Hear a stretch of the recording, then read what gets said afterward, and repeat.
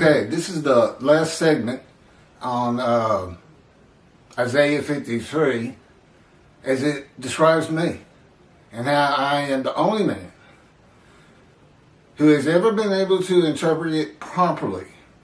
It was written that way. God can be very crafty with his writing. And he made sure, though, he had backup. The backup is the book of Ezekiel. He, too, went through the fire of refinement. God's boot camp for prophets. He takes people who weren't born to be prophets. He says nobody is. But there's certain characteristics I like, and then I change it. Now, I've already gone over that, and where we ended up was with the following part of verse 53:10, which I have conveniently lost. You're going to have to bear with me a moment. And I'm going to, there was like a couple sentences left, but I'm going to read it from the top. And so there'll be a little overlap between the previous video and this one. I'm up to 3. This will be number 4. Because apparently my memory cards only hold a half an hour.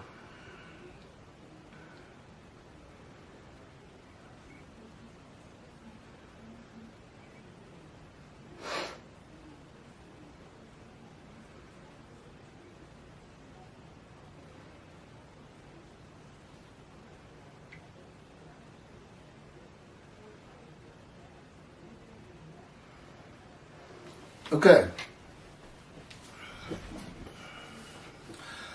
The primary purpose of verse 10 is not to test the devotion. It is to make certain that the animal sacrificial atonement and worship laws of the Torah cannot be used for the man described, as the Christians do anyway, with the human sacrifice of Jesus. It is the only reason God would crush a man with disease to make him be his servant. You see, what he does is, this man's blemished. This man's afflicted by God. He's disfigured. And that's not Jesus Christ. He cannot be this man, and God wrote it that way. Apparently, the Christians do not know how to read and comprehend the Jewish Bible. They took it as their own and called it an Old Testament, which means New Covenant. They even took your New Covenant of Jeremiah 31 of sin forgiveness and said the New Covenant is now Jesus. I think they just make everything up. I have come to note that religious people do make quite a bit of things up, including your rabbis. Messianic era came from Rambam. World exaltation of the Jews came from Rambam. King Moshiach gathers his kingdom. Rambam. None of which is in the Hebrew Bible. They're out there teaching man's word over God's word. And I'll say it again. I've been with him for 15 years, 24/7. His spirit lit upon me and entered me, and God is in his spirit. Just repeating, Isaiah 11 could just have well read, the Spirit of God and God lit upon and entered the twig of the shoot of the stump of Jesse. But he didn't. He wanted me to be able to explain it. Didn't want anybody to be able to figure it out. All of your prophets, Jewish people, every one of them, if they repeat God's words, or he talks through them or writes through them, they're men in divine beings. Not only are they prophets, they're men in divine beings. Because wherever God's presence is, so is the angel of his presence. And whose body is not human form and wings. It's the Spirit of God. Your spirit's always with you too. The angel of his presence is always with him. So when they alight upon and enter a man, and that's when you can hear God's words. Basically, he manipulates your mind so that you can hear conversation and feel you're part of it. That you're having a conversation with God. But it's a manipulation of the mind. It's not through the ear. Now, he can make you feel that it's through the ear, and he often does that with me. Okay, I'm going to carry on. You cannot offer an animal blemished or with defects. So God blemishes and disfigures the man. Now this is God's words. That I was kind of ad-libbing. No man would refuse God, and God does not need a man's permission to make him a servant. He is God. In the book of Ezekiel, God had his spirit seize Ezekiel and made him suitable for the purposes of being a prophet to the Assyrian Babylon exile and go through his fire of refinement. He didn't have to make a deal with me. It's crafty writing. There's reasons for all of it. The offering for guilt. We're going to get into that in more detail one day. God knew what the Christians, the Gentiles who become Christians, would do with the words wounded, punished, maltreated, bruised, crushed, and chastised. And they did.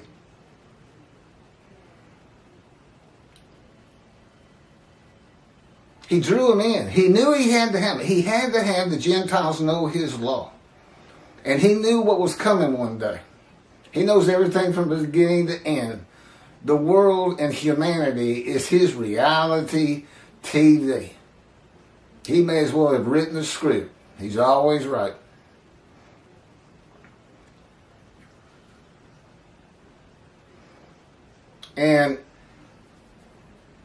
But he knew he had to have a Christian country like America.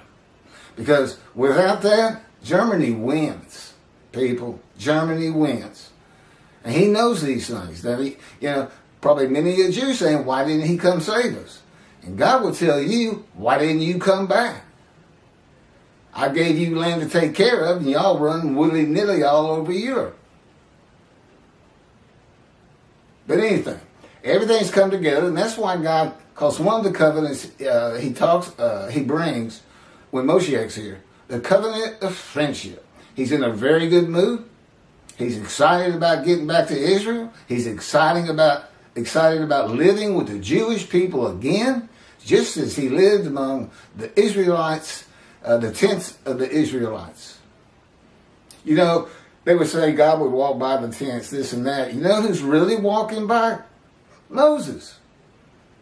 But God and the angel of his presence had to live upon and enter Moses. And there's 3 or 4 different clear verses in the Torah that can show you that. Where I go, he may as well say I'm walking down in the old city. But he's not walking down. He's just in me and I'm walking down. 3 persons in one body. A man in divine beings. Also known as a host of the Lord's host. And just find one of my videos on that. There's 3 verses in Joshua. And it includes the captain of the Lord's host. And you'll find out what I'm talking about. And how to identify man and human, divine beings. But every prophet was a man in divine beings. And it's another thing, of course, Judaism doesn't know. God didn't want you to know. He wants me to teach it to you. I'm the only teacher he recognizes. He has dismissed before him every rabbi, every shepherd on the face of the earth. And the only way they can come out of it is to help him straighten Judaism out, bring it to the modern era, get it out of antiquity. This is not Torah. Everything with the Torah is just fine. But the ball's been dropped too many times. Too many times people like Rambam have been listened to as though he's God. He's not. Makes a lot of mistakes.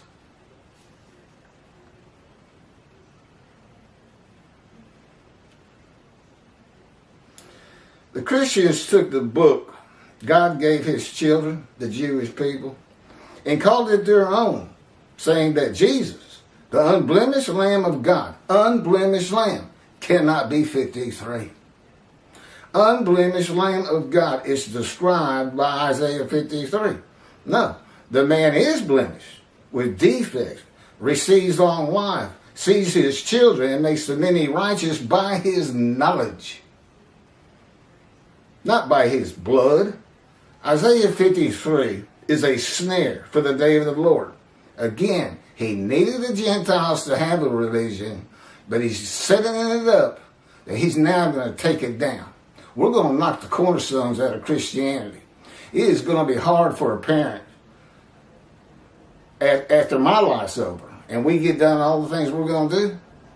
It's going to be hard for a parent to teach Jesus to the children because they're going to keep saying, no, everybody figured it out.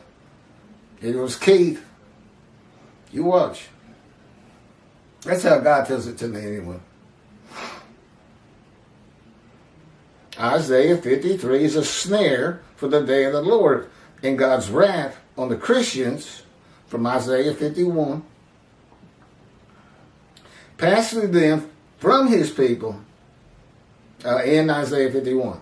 All of Christianity is based on Isaiah 53. He cannot be Messiah or Moshiach or anointed one from Isaiah 11 because he's not from the stump of Jesse. He's from the banished, fallen ancestral tree of the kings of Judah. That's not the stump. The fallen tree, what was left? A stump. And that's where Moshiach comes from. Can't be 11, can't be 53, he's unblemished. The man of 53 is blemished.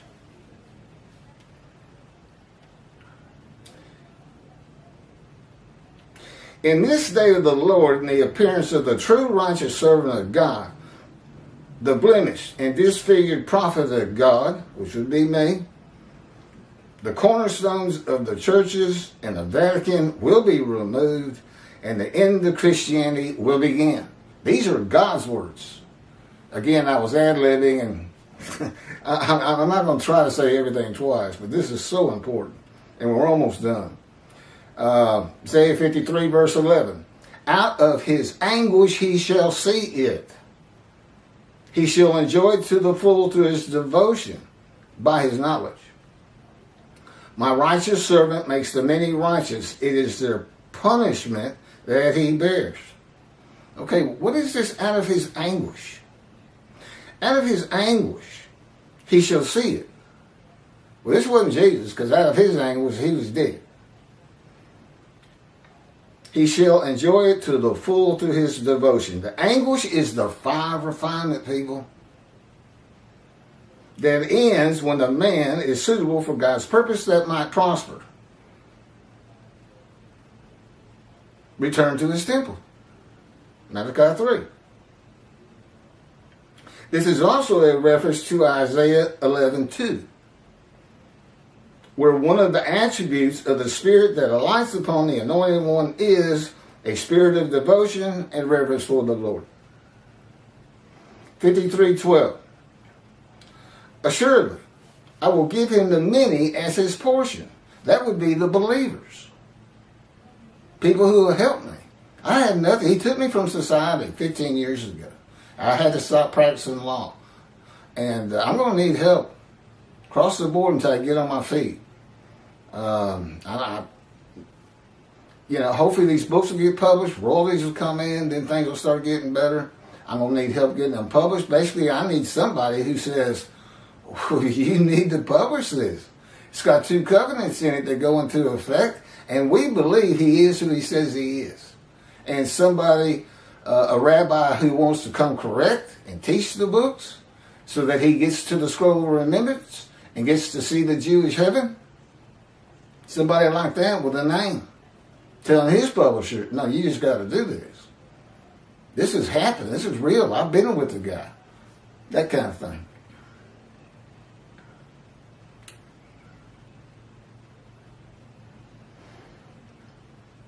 I will give him the many as his portion. He will receive the multitude as his spoil. So the small amount of believers in the beginning becomes a multitude. For he exposed himself to death. Jesus did not expose himself to death. He died. That's not exposure. No, it's a crushing sickness, crushed by disease, that exposes you to death. With me, cancer. I've told you that story. And he was numbered among the sinners. Saying the man is a sinner. You ought to hear I'm not going to get into it, but how the Christians explain that that's still Jesus, but he's not a sinner.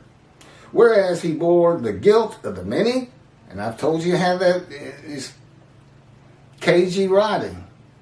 I bore the guilt. Well, I went through the fire of refinement, and then I go and make them righteous. And their guilt goes away. There's no vicarious suffering in my analysis and commentary on Isaiah 53. And made intercession for sinners. That's the same thing. I will give him the many as his portion. He received the multitude as his spoil. Those who believe in me and are made righteous are the many who become a multitude. For he exposed himself to death. These are now God's words. God's righteous servant is crushed with disease that exposes him to death, but give him long life. 20 years ago, they gave me 1 month. I hadn't seen a doctor since. Never treated. The lung cancer, it was colon cancer, metastasized to lung cancer, and no hope. No hope. And was numbered among the sinners. God's righteous servant will have been a sinner. I was not a religious man. I mentioned I was an atheist close to 50 years, and that's with God orchestrating my life.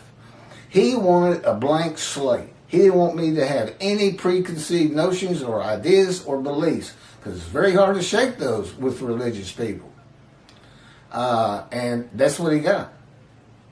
Again, in the book he dictated, The Life of God's Righteous Servant, is chapter 7 when he first speaks to me.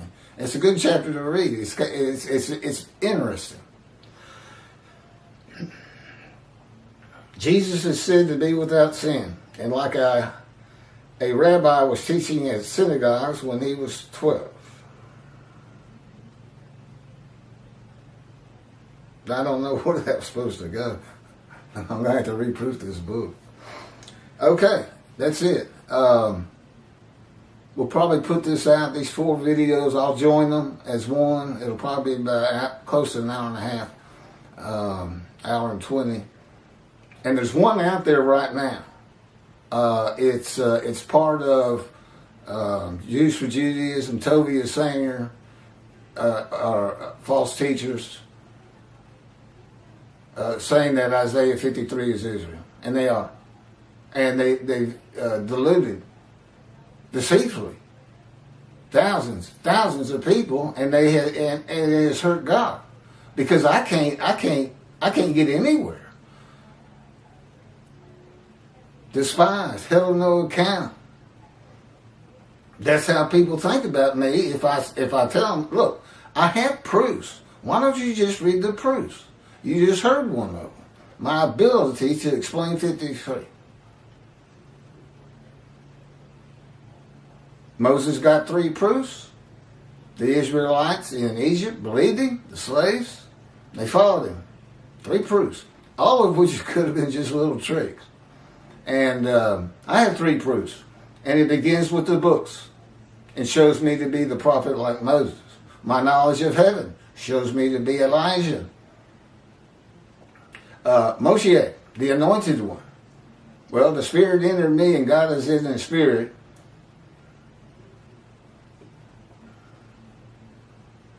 And then how I fit some of these, 53:10, crushed with disease, exposed to death, but given long life. Well, I've told you my story. If people want to check it out, I'll sign off, and you can get my medical records. They'll show you. Terminal. And then you can't find another record on me. That's 20 years after a death sentence. That's how you know I fit 53:10. And you just go and find somebody else that's going to have the same story. It's either me, Jewish people, or you're never going to see your Moshiach. I'm sure. Nobody really knows what to expect. But here it is, and I'm just a man, except that everything I do and say and write, even my physical movements, are controlled by God Himself. Now that's comforting.